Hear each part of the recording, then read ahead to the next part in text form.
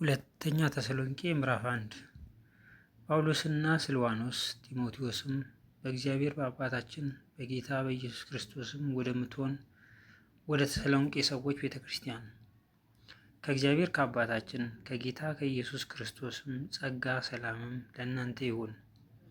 ወንድሞች ሆይ እምነታችሁ እጅግ ስለሚያድግ የሁላችሁም የእያንዳንዳችሁ ፍቅር እርስ በርሳችሁ ስለሚበዛ ሁልጊዜ ስለ እናንተ እግዚአብሔርን እንደሚገባ ልናመሰግን ግድ አለብን።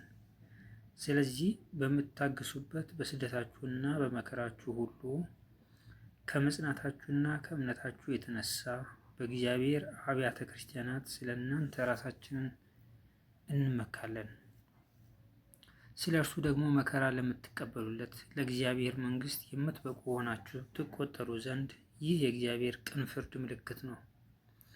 ጌታ ኢየሱስ ከስልጣኑ መላእክት ጋር ከሰማይ በእሳት ነበልባል ሲገለጥ መከራን ለሚያሳዩአችሁ መከራንም ለምትቀበሉ ከእኛ ጋር ዕረፍትን ብድራት አድርጎ እንዲመልስ በእግዚአብሔር ፊት በእርግጥ ጽድቅ ነውና እግዚአብሔርን የማያውቁትን ለጌታችንም ለኢየሱስ ክርስቶስ ወንጌል የማይታዘዙትን ይበቀላል። በዚያም ቀን በቅዱሳኑ ሊከብር ምስክርነታችንንም አምናችኋልና በሚያምኑት ሁሉ ዘንድ ሊገረም ሲመጣ ከጌታ ፊት ከኃይሉም ክብር ርቀው በዘላለም ጥፋት ይቀጣሉ።